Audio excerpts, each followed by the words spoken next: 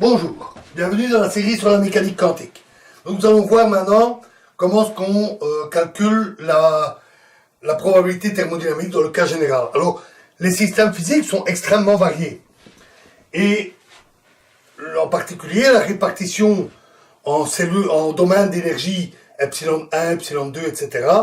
peut être très différente d'un système à l'autre. Comme cas extrême, on a notre système qu'on a pris comme exemple de spin 1,5, où on avait seulement deux domaines, epsilon plus, epsilon moins. Et à l'inverse, si vous prenez un gaz, les molécules peuvent se déplacer à toutes sortes de vitesses, et le domaine des énergies est alors très large. Et on va découper en toutes petites cellules de taille arbitraire, mais inférieure à la précision des mesures, ce qui est suffisant. Mais malgré cette diversité, on peut utiliser une méthode commune et un langage commun. Donc on qualifie de cellule un état bien déterminé d'une particule du système. En général, un état quantique. Mais ce qui compte, c'est que c'est un état bien précis. Par exemple, dans un gaz, une particule ayant une certaine vitesse, une certaine vitesse, une certaine direction. Et on appelle domaine I, qu'on numérote avec un indice I, les domaines que nous avions vus. Donc, on a N1 particules dans un domaine, NI particules dans le domaine I, NR particules dans le domaine R, il y a R domaines en tout, et un domaine correspond à une énergie epsilon 1, epsilon I, epsilon R bien précise. Dans chacun de ces domaines, pour une énergie bien précise, on va avoir un certain nombre d'états possibles, de cellules. À nouveau, si c'est continu, on va quantifier en prenant des valeurs petites. Par exemple, pour une énergie donnée, une particule dans un gaz peut avoir toutes sortes de directions possibles. Donc on va dire que j'ai 1 cellule dans ce domaine-là, j'ai I cellules dans ce domaine-là, j'ai R cellules dans ce domaine-là. Alors, calculer la probabilité thermodynamique, ça revient essentiellement à déterminer cette répartition. Donc la répartition en domaines et en cellules. Après, c'est un calcul relativement simple, qui lui diffère selon le type de statistique. Donc ici, nous allons voir la statistique classique comme introduction, la statistique de Maxwell-Boltzmann. Alors, on décompose le calcul en deux parties. D'abord, on appelle W0 le nombre de manières de mettre les N particules dans les R domaines en ayant N1 particule là, NI particule là, NR particule là. Et le nombre de manières de faire, c'est simplement la première particule, on peut mettre la première particule là, la deuxième ici par exemple, ou la deuxième là, la première là. On peut mettre la deuxième là, la troisième là, la deuxième là. Donc on peut, toutes les permutations des particules sont possibles. Donc il y a n factoriel permutation. Mais, évidemment, si on met la 1 et la 2 ici, ça revient au même que de mettre la 2 et la 1 ici. Elles sont toujours dans le même domaine. Donc, on a compté trop de permutations. Il faut diviser par les permutations dans chaque domaine, n1 factoriel jusqu'à nr factoriel.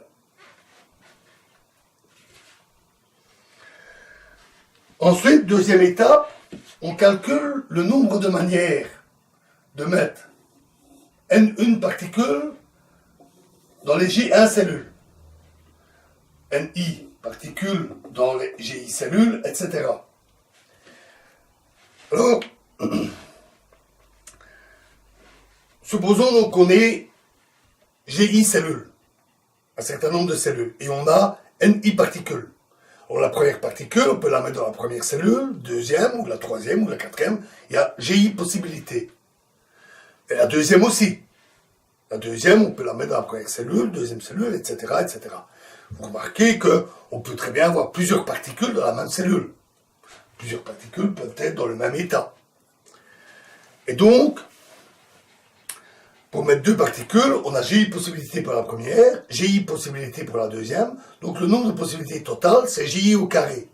Et si on a NI particules, on va dire que WI, le nombre de manières de mettre les particules ici, c'est GI exposant NI.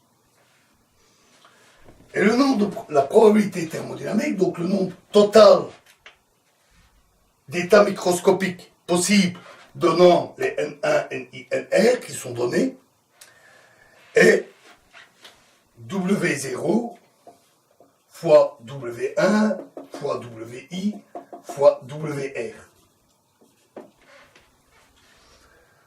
Et donc, ici, on dit que W Maxwell-Boltzmann, puisque c'est celle-là que nous évaluons, est égal à n factoriel fois le produit,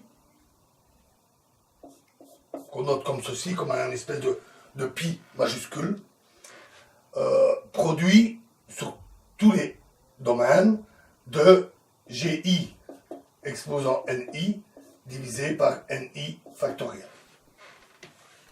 Ceci, c'est la formule générale de la probabilité thermodynamique classique. À partir de là, on peut voir ce qu'on a vu dans la vidéo précédente et calculer la répartition à l'équilibre, les NI0. Donc pour ça, on va maximiser la probabilité thermodynamique, plutôt l'entropie, S, K fois le logarithme de WNB. On maximise, je ne vais pas vous donner tout le détail du calcul, à vous c'est un peu trop technique, ce n'est pas le plus important.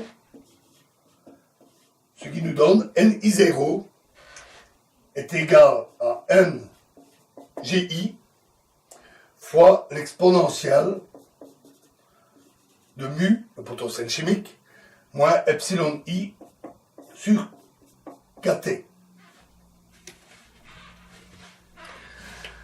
Alors comme précédemment, on élimine U, mu en utilisant les contraintes, parce qu'on préfère utiliser les variables T pour la température et N le nombre de particules, pour des raisons expérimentales, j'en avais parlé. On élimine mu. Alors on fait également deux choses qu'on rencontre très souvent. On pose bêta égale 1 sur KT. C'est simplement changer le nom, hein. C'est pas une nouvelle grandeur. Bêta, c'est 1 sur KT. Pourquoi? Parce que cette combinaison-là, divisée par KT, on la rencontre très souvent. Très très souvent. Tellement souvent que pour simplifier, on écrit bêta. C'est plus court. Une autre grandeur qu'on va rencontrer très souvent, c'est notée Z, et est égale à la somme, sur tous les domaines, de GI exponentielle moins epsilon I fois bêta, donc divisé par KT. En fait, c'est cette partie-là. Cette partie-là, sans le mu et le n. Le Z est appelé fonction de partition. C'est une fonction qui dépend de la répartition, bien sûr, en domaine, de la température, du nombre de particules, ainsi que d'éventuelles variables externes qui seraient utilisées, champs magnétiques, etc. Et elle est rencontrée partout en physique statistique. Elle est très très utilisée. Ici, c'est un peu pour nous un raccourci. Et en utilisant ça, on trouve que la répartition à l'équilibre, c'est n divisé par z fois GI fois l'exponentielle de moins bêta epsilon I.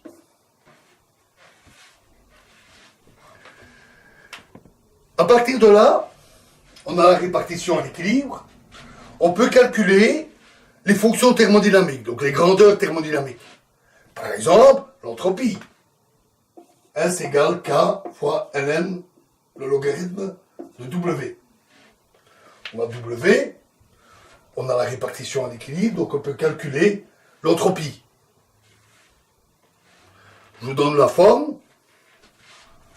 On obtient S égale N, c'est proportionnel au nombre de particules, ce qui est logique, fois K, la constante de Boltzmann, fois Ln de Z, le logarithme de Z, plus U divisé par l'énergie totale divisé par la température. On définit aussi une grandeur appelée énergie libre,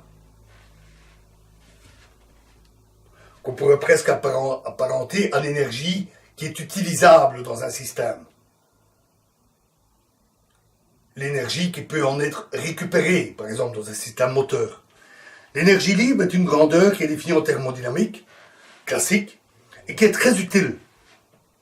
Elle est très utile parce qu'à partir de la formulation de l'énergie libre, on peut obtenir toutes les autres grandeurs.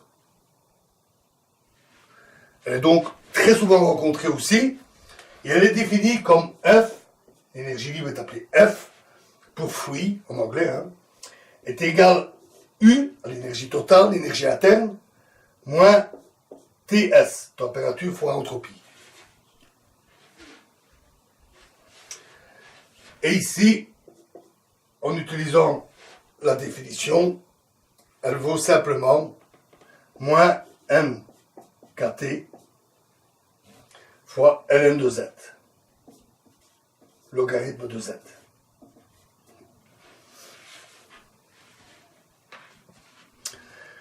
Et donc, à partir de cette expression, on peut calculer toutes les autres grandeurs. Alors, comme exemple simple, en faisant très court, on fait très court, c'est nos spins à demi, que nous avions vu comme exemple.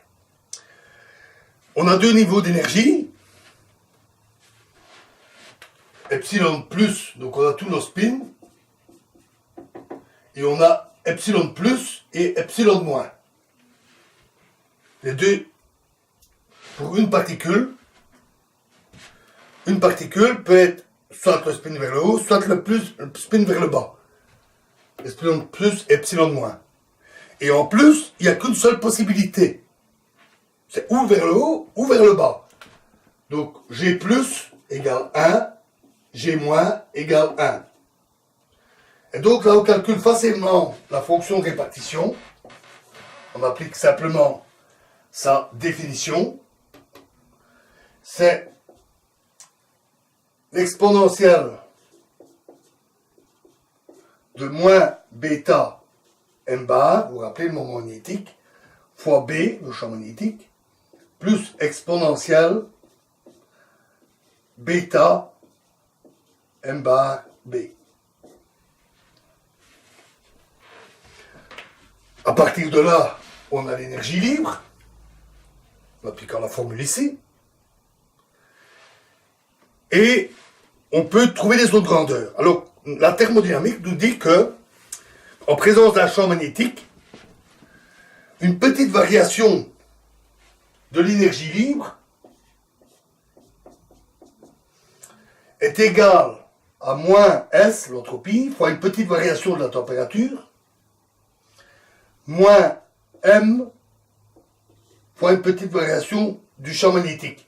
M étant l'aimantation de la substance. À partir de cette relation, on trouve facilement S, en fait il suffit de calculer comment F varie avec la température. On trouve l'aimantation en calculant F, comment F varie avec le champ magnétique, en partant de la formule que l'on a trouvée. Je vous laisse faire les calculs si ça vous dit. Et donc, on trouve l'entropie et l'aimantation de notre système de spin en fonction du champ magnétique appliqué, en fonction de la température. Et bien sûr, du nombre de particules. Voilà. Donc, vous voyez, je n'ai pas été trop loin dans les détails techniques. Je vous ai juste expliqué la méthode générale, comment ça marche. Alors, dans la vidéo suivante, nous allons voir comment on fait ceci.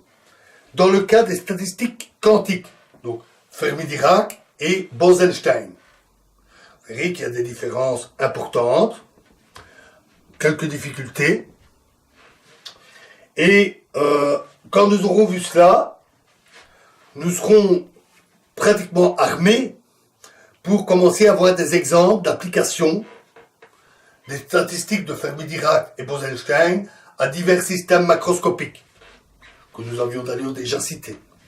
Je vous remercie.